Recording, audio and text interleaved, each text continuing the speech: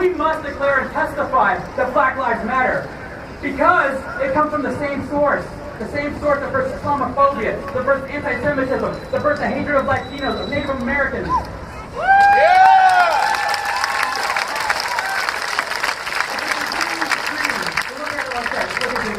We'll call that true racism. Its roots are deep in the well of xenophobia. And you know what? We'll chop that tree down.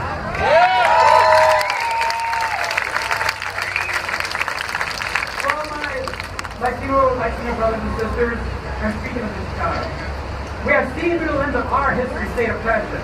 From the forced deportations in the 1930s and the guys of the Mexican repatriation, in which 1 million U.S. citizens of Mexican descent were deported.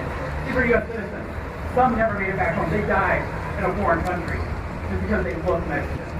We have seen mob violence and this consume our communities as well in the early part of the 20th century. We have seen the signs hung above swimming pools and water fountains in El Paso, Texas, in New Mexico and Arizona. No dogs, no Negroes, no Mexicans.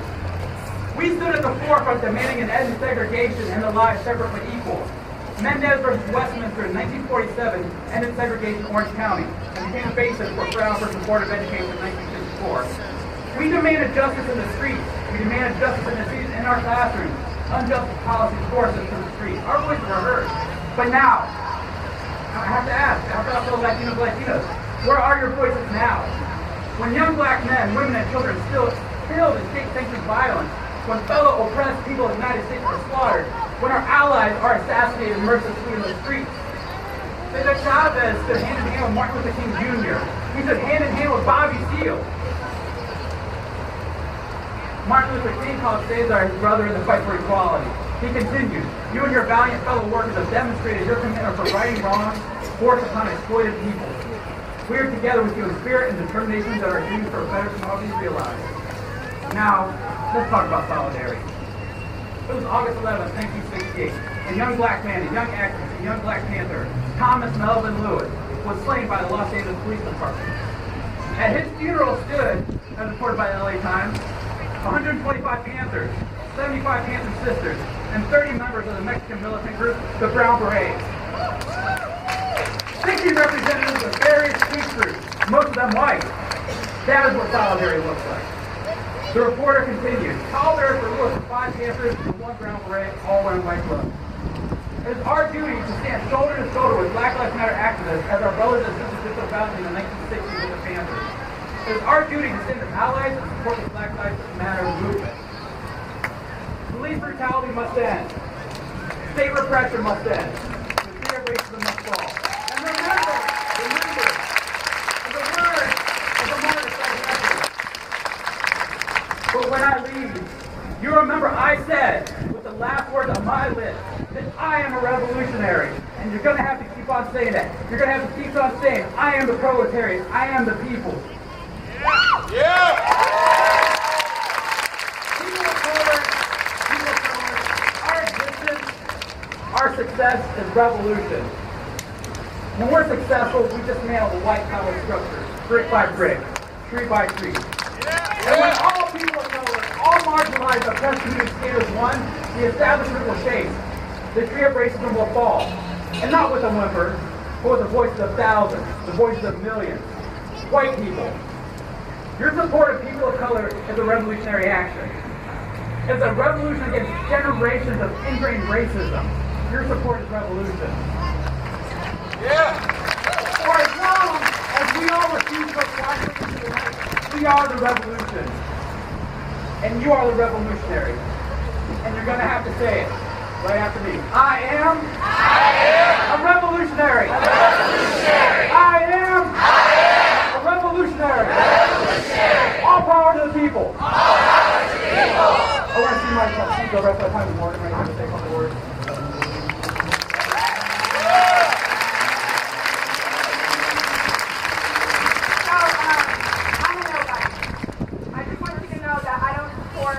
I'm not a part of the Black Lives Matter movement. I support the movement. I support what it means. But most importantly, I support what it stands for. It stands for all black lives. Not just black men. Not just Sandra Bland. not just for Kia Boy. It also stands for the black trans people that have been killed in the streets. It stands for black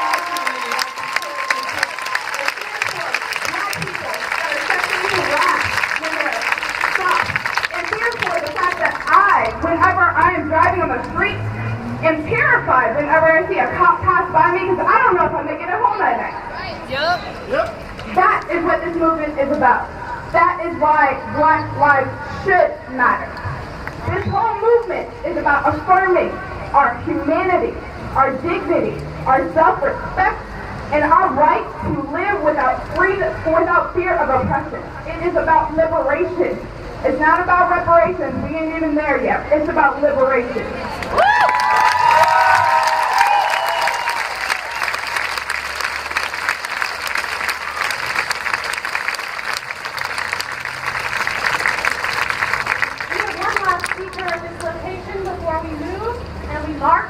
And we are marching east around, and we're marching to the courthouse and to the city county building, and we will have more speakers there. So I hope you will join us in that. Just remind you one more time, your black votes matter. We need you to vote. We need every one of you to vote. Sign up is over there. We need your voice to be able to run for office out there. So one last speaker before you pass there, sorry. We have Amanda Bailey. Is Amanda near? Oh, great. Hi, Amanda. So, Amanda is a professor and founder and president of Nebraska Against Gun Violence, a grassroots organization devoted to strengthening gun laws and protecting the public from the firearm industry.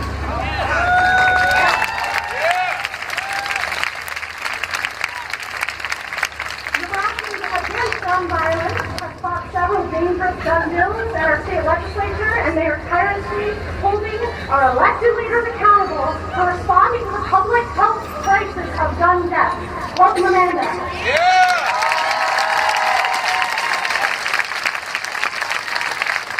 It's a real honor to be here with all of you tonight as we affirm that Black lives do matter. And as president of Nebraska Against Gun Violence, I want to speak specifically about how the firearm industry exacerbates hate and violence in the United States. As long as we have an industry that every year sells $13.5 billion worth of guns and ammunition that disproportionately murder people of color, we must continue to say Black lives do matter. The National Rifle Association has engineered an arms race within the United States. The National Rifle Association sells guns, and guns are hate and fear. So the National Rifle Association has demonized Black people with terms like thugs and gangbangers meant to scare white people into buying guns. Then the National Rifle Association sows fears about FEMA camps and tyranny in order to scare us into carrying weapons of war on American citizens. And finally, the National Rifle Association says the police department, with a population so fully armed, you need to militarize and prepare yourself. And so now we have a country that has as many guns as it has people. And we can see how those guns inflame our fears about each other. And we can see how it attaches devastating consequences onto moments of ignorance, racism, and hatred. If we want to put an end to this ongoing tragedy, we must combat ignorance, racism, and hatred, and we must also stand up to the gun industry.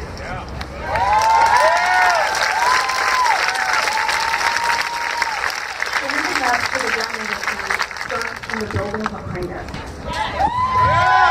It starts with standing up to our gun-pushing legislators, like Bill Kutner, who tried to make Nebraska a stand-your-ground state that would give a free pass to gun coders who murder, like the man who murdered Trayvon Martin.